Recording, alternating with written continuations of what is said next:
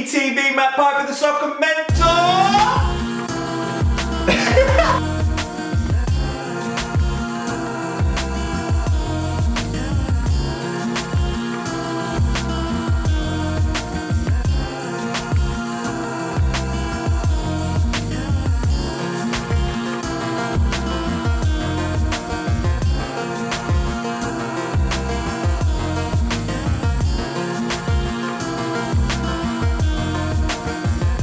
I am joined today by a young footballer from Leicester City, Mr. Toby Fura. Hey guys. It's great to have him on. I've known you since, I would say, under 11. Yeah. Was I your under 10s coach? Something like that. Under 10s coach at Leicester. Yeah. Under 10s or under 11s coach at Leicester. That's when I was heavy into my coaching down at Leicester City. I was with you for 2 years, 3 years. Great little player, Toad, when he still is now. Now you're 18 years old. 18 years old, nearly 19 years old. And we do a bit of training together still. You've seen his show reel at the start of the thing. Good young footballer, and it's good to have you on, Tobes. You don't know it right now, but it's so important because all the guys that watch this, they want to be where you are at the minute. Yeah. You're at Leicester City. You're signed as a youth scholar. It used to be called youth team back in my day, but it's called scholar now. You signed as a scholar. So when did you first start playing football? I started playing when I was around 5 or 6, just playing at a local team, and used to live opposite a park, so used to just get my mates round, used to be on there after school. 5 or 6 every night? Yeah. So it's just exactly how I was. Yeah. And I tell these guys all the time, got to have the ball at your feet when you're younger. If you've got that passion for football, you're going to be out there, you're going to be doing something. I was on the front, down the park, in the back garden, in the living room, smashing up my mum and dad's TV. I was everywhere, guys. So you got that passion for it from a young age, 5 or 6 years old.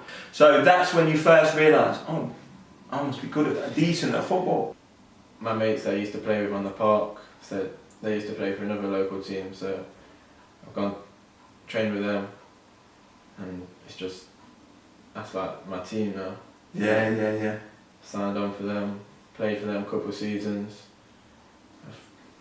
Just like the star player. I don't and then no, you've got to say it. Got to say it. When you're doing well at something, it's not a bad thing. It's not a bad thing, I don't think. And all you guys out there, if you're good at something, you can say it. It's not being a big head. I know what you mean. And there are people that shout it from the rooftops, and that's going a bit too far. Yeah. But at that age, you were good at football, and you got a star man, player of the season, and then Leicester come calling. Yeah, I was training down there since I was about 7 on Friday night. At Leicester? Yeah. Friday nights used to go down, just like a little training session. Did you enjoy that? Yeah, it was good. Obviously, being I've grown up to, obviously Leicester, the team where I live. So to train down there, It was like a dream come true. Yeah, and you tell all your mates at school, and they're like, oh wow. Yeah. And then they signed me at 9. So. Signed at 9, and then you got one of the best coaches in the country take over your team at 10 years old.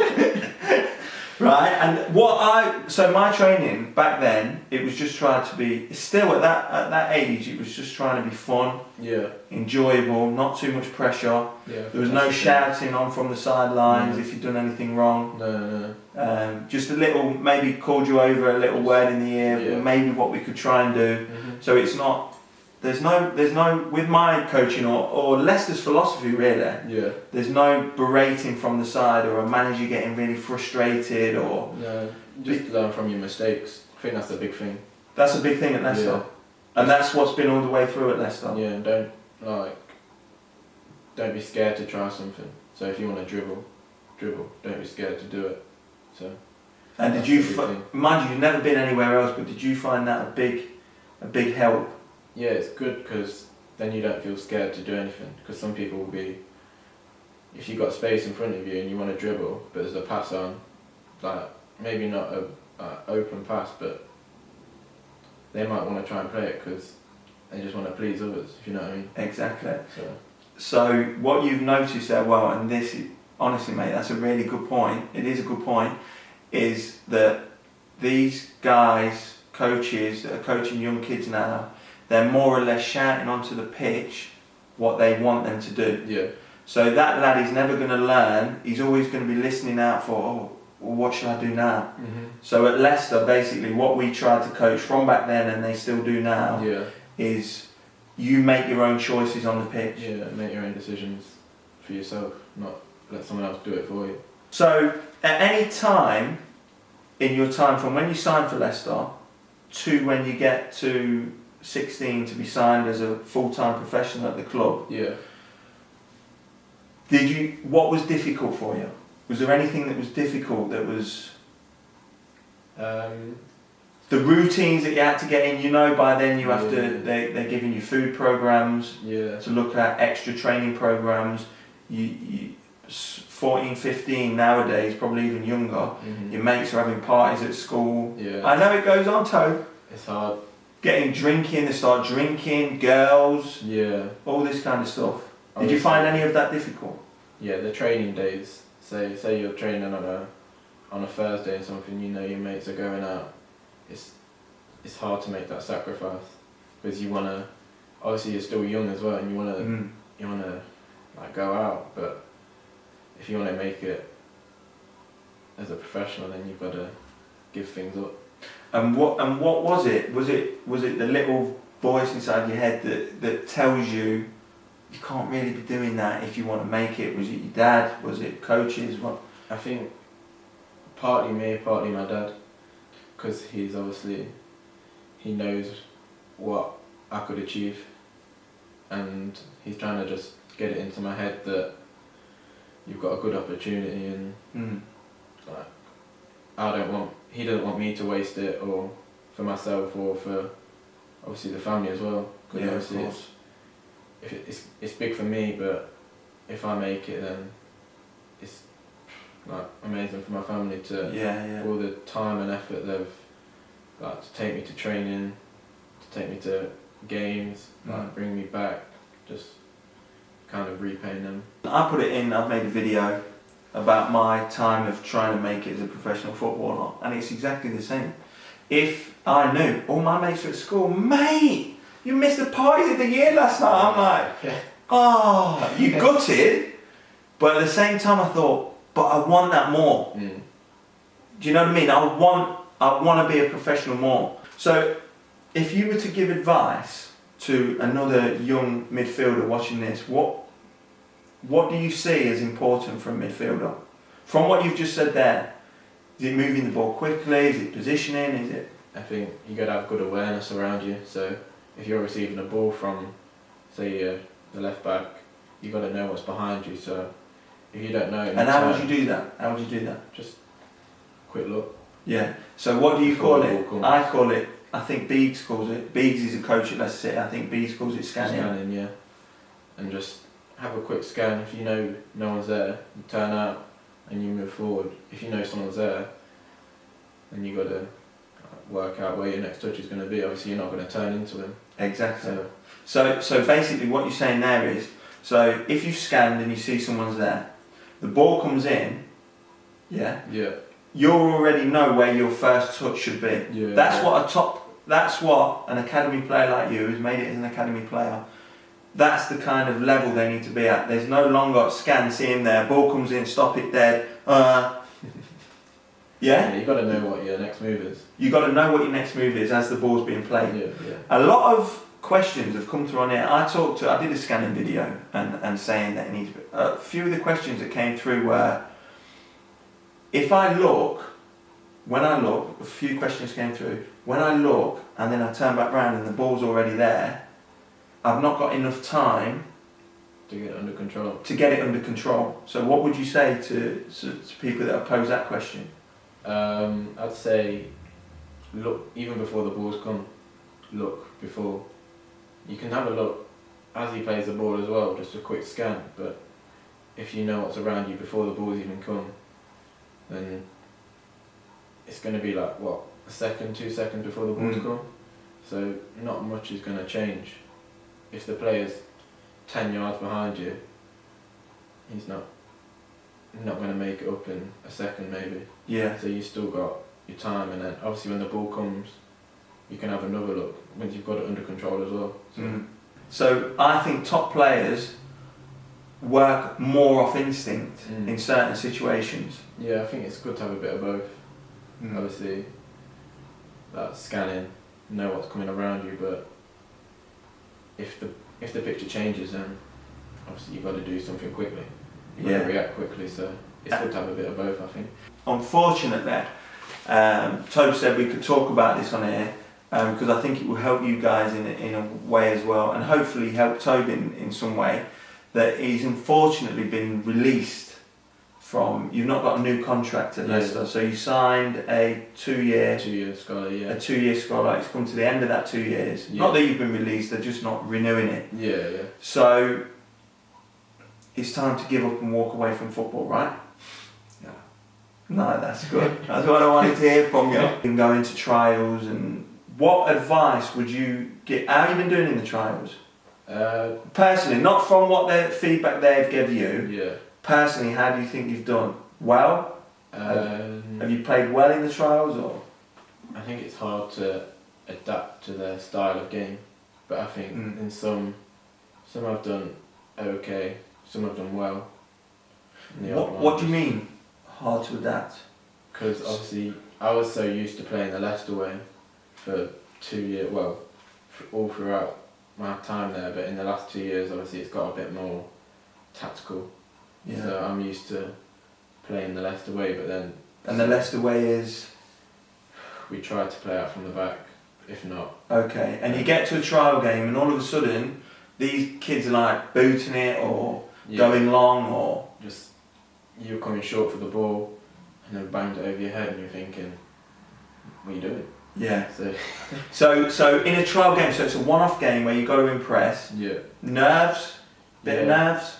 Before you go out the night before as well, it's just, you're thinking, I've got to play well in this game. Yeah, so you're heaping the pressure on yourself. Yeah. So what advice would you give, because a lot of kids that watch this go on trials. Yeah. What advice would you give that's going to help them in them type of situations? Because they're not easy. That's why I don't like trials. Yeah. I like trials where you get 6 weeks to go and express yourself over 6 weeks. Yeah. They see you train, they see you play. But a lot of these kids, like yourself as well, are getting one-off games to try and impress. Under that premise, what advice would you give? Just play your normal game. Don't try and overdo it. So, say... That's what I've been telling you. Yeah. Say I'm a midfielder and I'm a box to box. If you've got to play that game, you don't want to like sit in front of the back four and pinging balls, and that's not something you do all the time. You got to get up and down and create chances, have shots on goal, score if you can, and obviously get back as well. Do your defensive work, and don't be going out wide and trying to beat players. Just play your game. It's just another game. Yeah. A trial is another game, and you've been invited to it to go and showcase the skills and your attributes. So use them attributes. Yeah. That's what you'd say to them in a trial. Before my games as well, I always look at past clips, what I've done well in games. Good. So try and obviously look at things that I've done well. Say, I'm going to do that tomorrow, and then look at things that you've not done so well and think, how am I going to do these better? Yeah. So, and you can think about that for a bit, obviously then get to sleep, and then in the morning think about it a little bit again, and then just on the way to the game, just chill out, listen to some music and just get yourself in the right state of mind to play. That's good. That's a great point. And once again, these things that I've been saying on here. What I would say to you though, I wouldn't watch the things that you did bad. Yeah. Positive. What Toby's talking about there, whether you know it or not, is visualization, positive programming. Yeah. And it's stuff that I used to use. So you're looking back at clips where you've done things well, and it's giving you that positivity. It's getting your confidence up. It's getting you in a good positive frame of mind to go out and play in that trial game. That is something great that you should be using all the time. You guys should be using it. Even like, say I was midfielder, even getting a clip on YouTube of Xavi, just watching what he does and try and copy that, and that will. So the way that you would link them together. This is what you would do. You would watch that clip of Xavi. Yeah. If you guys haven't got anything of yourself, you'd watch that clip of Xavi. Yeah. And then I'm not talking about I'm a big wizard and you've got to meditate. But then what you would do is you would visualise yourself doing what you've just seen Xavi doing really well. Yeah. In the game that very next day or that afternoon. Yeah. And that's that positive programming and visualisation to put you in that frame of mind that you're going to go out and do what you've been watching. Yeah. I thought it always helped for me. Also, I used to, obviously living opposite a park, I used to go out 15-20 minutes with my dad and just go through things that I do well. So turning out, just he'll fire a ball in, I'll get my touch right, and always used to help, because that used to be like in my mind, and like knowing that the next day if the ball comes to me, I'm confident that my touch is going to be right. Yeah, so. You got it right. You got it spot on. Yeah. Positive. It's all about positivity. And that's why you've had a setback, but you're at a club, right, where the whole first team have had setbacks throughout their career. Yeah. You go through it all. Kasper Schmeichel's got everyone's saying he's nowhere near as good as his dad. Yeah. Danny Simpson bombed out of QPR. Yeah. Fuchs let go from Schalke. And comes here on a free. Huth let go from Stoke. Yeah. Kante playing in the second division in France. But the main man himself, Mahrez, £400,000 now worth 40 million. Yeah. They've all had setbacks. We all have to overcome them barriers. And the main man himself, Jamie Vardy. Yeah. He gets bombed out of Sheffield Wednesday. I think he was at Sheffield Wednesday at 16 years old. So he didn't even do as good as you did. Yeah. He gets bombed out. He goes. He's stacking shelves in the supermarket, playing part time. Yeah. And he comes back, and now he's Premier League record consecutive goal scorer. He's just won the Premier League. He's going to be playing for England in the Euros. Yeah. They're the kind of guys you should be looking at and thinking, yeah, if they can do it, I can do it. Just before you go, message to all the kids watching, what you feel is important, or a little bit of advice, or anything that you think might be able to help them with their footballing journey. Yeah, I know everyone says it, but you got to work hard. You got to just, if you get setbacks like me, you just got to keep going. So you can look at it like a boxer. If you get knocked down, he's got to get back up. So if he gets knocked down 7 times, then you got to get back up 8 times. So you just got to keep going, working hard, listen to coaches. That's the main thing, I think, because they're always trying to help. So if you listen to them, they're going to tell you which way to go. And that if you're doing the wrong thing, they're going to try and put it right as well. And then if you get, say you get injuries, we both had injuries. So yeah, we have, mate. And then you just got to believe in the care you're getting. Because I had setbacks in pre-season this season, and I'll come back, everyone's telling me I've done well from where I was at the start, to come back and be where I was is good. So you just got to listen to all the people that are there around you trying to help you and improve you. Yeah. And listen to MPTV. Yeah. Listen, big man, great to have you on. Thanks for having me. Sure, we'll have you on again soon. You've got to keep us updated, because now we're all pulling for you to get signed somewhere else. But the thing that you said there just at the end, just quickly, love it. The analogy of getting knocked down 7 times and getting up 8, that is the most important thing. There's nothing else that needs to be said. You get knocked down 7 times, if you get up 8, you win it. Thanks for watching, guys, and as always, I'll see you soon. Boom!